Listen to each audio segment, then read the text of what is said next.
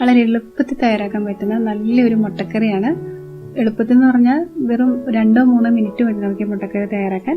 നല്ല ടേസ്റ്റി ആയിട്ടുള്ളൊരു കറിയാണ്. അപ്പോൾ അതെങ്ങനെയാണ് തയ്യാറാക്കുന്നത് നമുക്ക് കാണാം. ഇതിനായിട്ട് ഞാനിവിടെ 3 മുട്ട എടുത്തിട്ടുണ്ട്. പിന്നെ നമുക്ക് ചുവന്നുള്ളിയാണ് വേണ്ടത്. അത്യാവശ്യം വലിപ്പമുള്ള ചുവന്നുള്ളി ഒരു 10-12 എണ്ണം നമുക്ക് വേണം. സവാളയിൽ നമുക്ക് ചെയ്യാം, പക്ഷെ സവാള ചെയ്യുന്നതിന് കൂടുതൽ രുചിയായിട്ടുള്ളത് ചുവന്നുള്ളി തന്നെ ചേർക്കുന്നതാണ്. പിന്നെ നമുക്ക് കുറച്ച് കറിവേപ്പില വേണം. പിന്നെ വളരെ കുറച്ച് മസാല മതി ഇതിലേക്ക്. കുരുമുളക് പൊടി അത് നമ്മുടെ എരിവിനനുസരിച്ച് എടുക്കണം. പിന്നെ കുറച്ച് മഞ്ഞൾപ്പൊടി വേണം. പിന്നെ ഗരം മസാല ഇത് ഞാൻ വീട്ടിൽ പൊടിച്ച ഗരം മസാലപ്പൊടിയാണ്. അപ്പോൾ ഞാൻ ഏകദേശം ഒരു 1/2 ടീസ്പൂണാണ് എടുത്തിരിക്കുന്നത്. നമ്മൾ പുറത്തുനിന്ന് മേടിക്കുന്നതൊക്കെ ആണെങ്കിൽ നമ്മുടെ ടേസ്റ്റിനനുസരിച്ച് ഗരം മസാല എടുക്കാനും ശ്രദ്ധിക്കുക. പിന്നെ നമുക്ക് കുറച്ച് ഉപ്പ് ആവശ്യമുണ്ട്. പിന്നെ എണ്ണ, ആവശ്യത്തിന് വെള്ളം. ഇത്രയും ചേരുവകൾ മാത്രം മതി നമ്മുടെ ഈ മുട്ടക്കറിയിലേക്ക്. നമുക്ക് ഏറ്റവും ആദ്യം ഒരു പാൻ ചൂടാക്കാം. ഇതിലേക്ക് കുറച്ച് വെളിച്ചെണ്ണ ഒഴിച്ച് ചൂടാക്കാം.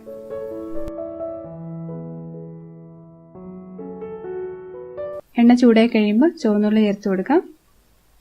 കറിവേപ്പില ചേർക്കാം. കുറച്ച് ഉപ്പും കൂടി ചേർത്തിട്ട് നന്നായിട്ടൊന്ന് ചെറിയൊരു ഗോൾഡൻ ഷെയ്ഡ് ആവുന്നവരെ നന്നായിട്ട് വഴറ്റിയെടുക്കാം.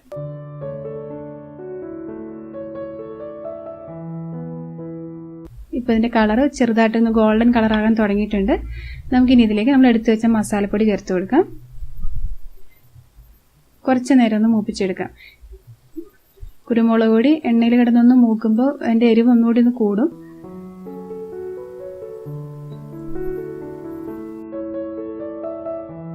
ഇനി നമുക്കിതിലേക്ക് ഗ്രേവിക്കായിട്ട് നമ്മൾ വെള്ളമാണ് ചേർക്കുന്നത്. ഏകദേശം 1 ഗ്ലാസ് വെള്ളം ചേർക്കുകയാണ്. നമുക്ക് ഒരുപാട് ലൂസാക്കണ്ട.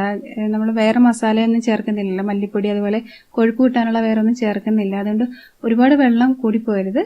ഇപ്പം ഞാൻ ഏകദേശം ഒരു 200 മില്ലി വെള്ളമാണ് ഇതിലേക്ക് ചേർക്കുന്നത്. ഈ സമയത്ത് ഈ ഗ്രേവി ഒന്ന് ടേസ്റ്റ് ചെയ്തിട്ട് ആവശ്യമെങ്കിൽ കുറച്ചുകൂടി ഉപ്പോ അല്ലെങ്കിൽ കുരുമുളക് പൊടിയൊക്കെ ചേർത്ത് കൊടുക്കണം. ഇനി നന്നായിട്ട് തിളച്ച് കഴിഞ്ഞാൽ നമുക്ക് തീ ഒന്ന് കുറച്ച് വയ്ക്കാം.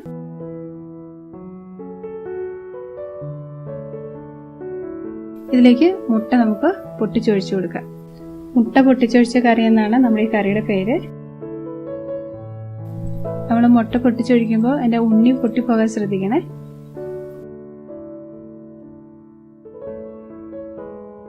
നമുക്ക് ഈ മുട്ടയുടെ മുകളിലേക്ക് കുറച്ച് ഉപ്പും കുരുമുളക് പൊടിയും ഗരം മസാലയും ആവശ്യമെങ്കിൽ ഒന്ന് സ്പ്രിങ്കിൾ ചെയ്ത് കൊടുക്കാം. ഇനി നമുക്കിത് മൂടി വെച്ചിട്ട് ഒരു 30 സെക്കൻഡ് തിളപ്പിച്ചെടുക്കാം.